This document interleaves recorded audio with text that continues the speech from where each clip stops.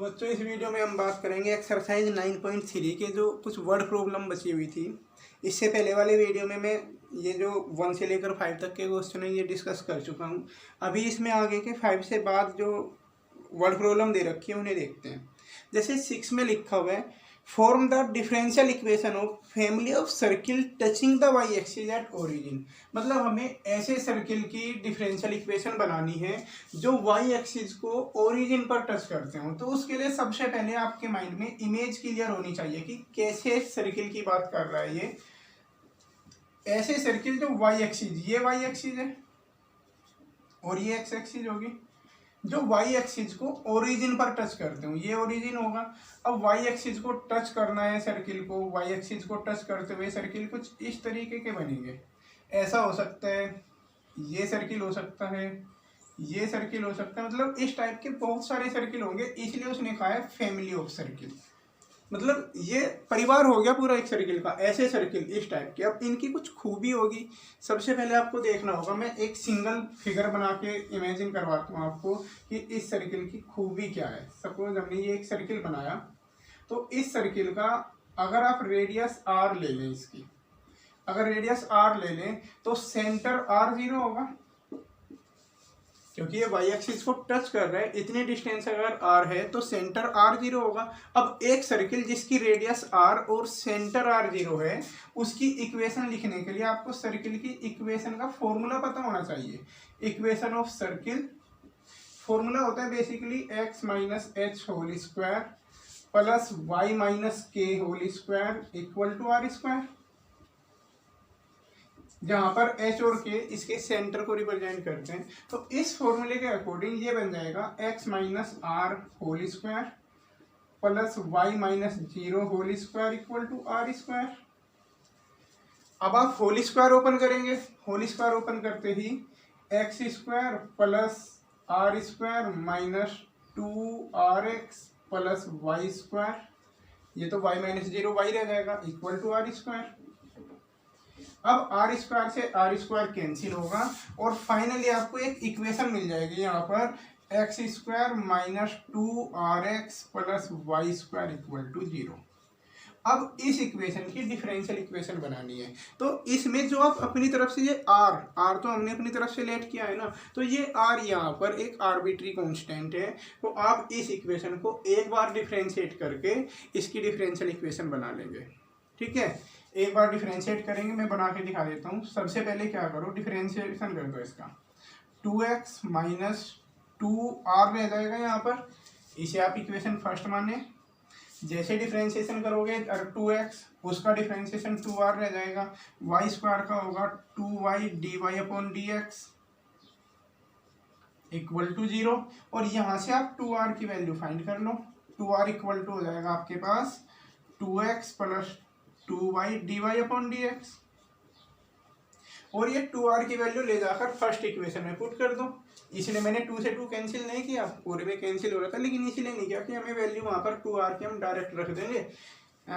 Put in equation first. जैसे आप equation first में x की जगह ये जो 2r है, ये वाली वैल्यू, इस 2r को इससे रिप्लेस कराएंगे तो उसमें से r खत्म हो जाएगा और डिफरेंशियल इक्वेशन बन जाएगी आपकी, जिसमें कोई भी आर्बिट्री कांस्टेंट नहीं होगा। तो इस तरीके के क्वेश्चन है ये वर्ड प्रॉब्लम से। पहले वर्ड प्रॉब्लम से आप फिगर को इमेजिन करोगे किस टाइप की है, उस फिगर से आप जो ओरिजिनल फॉर्मूला है आपके पास, उस फॉर्मूले को यूज करते हुए इक्वेशन बना लेंगे। उस इक्वेशन में फिर आपको देखना होगा कितने आर्बिट्री कांस्टेंट हैं। जितने भी आर्बिट्री कांस्टेंट हैं उतनी बार ही डिफरेंशिएट करके उन आर्बिट्री कांस्टेंट को एलिमिनेट कर लोगे। फॉर्मूले वही हैं आपके, जैसे सर्किल का हो गया, इसी तरीके से इलिप्स का फॉर्मूला हो सकता है, पैराबोला के फॉर्मूले हो सकते हैं। तो 1 बाई 1 में खाली इक्वेशन बना देता हूँ, उसके बाद डिफरेंशियल इक्वेशन आप खुद बना लेना। जैसे 7th क्वेश्चन में कहा है कि डिफरेंशियल इक्वेशन बनानी है हमें फैमिली ऑफ पैराबोला की having vertex at origin and axis along positive y axis. जो पैराबोला की एक्सिस है वो पॉजिटिव वाई एक्सिस है, कुछ इस टाइप का है। तो इस टाइप के पैराबोला के बारे में हम जानते हैं कि इसकी जो इक्वेशन होती है, इक्वेशन का फॉर्मूला होगा इसका x square equal to 4ay। ये सब तो 11th में कॉनिक सेक्शन वाला चैप्टर है ना, आप एक बार उसे रिवाइज करो तो वहाँ है ये सब फॉर्मूले कि जो वाई एक्सिस के अलोंग सिमेट्रिक है पैराबोला, उसकी इक्वेशन होती है x square equal to 4ay। अब ये इक्वेशन है, आप इसे एक बार डिफ्रेंशिएट करोगे क्योंकि इसमें एक ही आर्बिट्री कांस्टेंट आया 2x equal to 4a dy upon dx। यहाँ से 4a की वैल्यू निकालोगे, ले जाके उसमें पुट कर दोगे। एक इक्वेशन ये है और एक ये है, एक इक्वेशन से 4a की वैल्यू निकाल कर दूसरी में पुट कर दो, पुट करते ही आपका 4a खत्म हो जाएगा यहाँ से और डिफरेंशियल इक्वेशन बन जाएगी।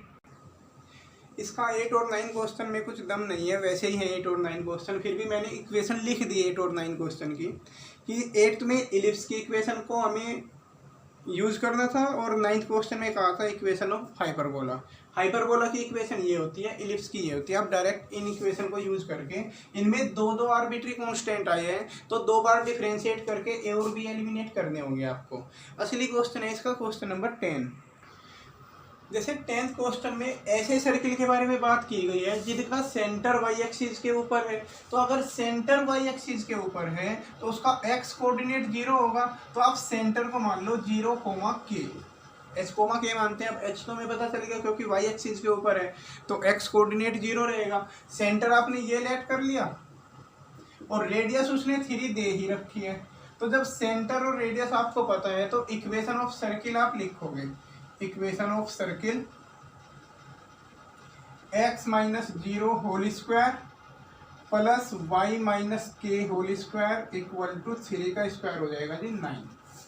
अब यहाँ पर ये बनेगा x square plus y minus k का होल स्क्वायर इक्वल टू 9।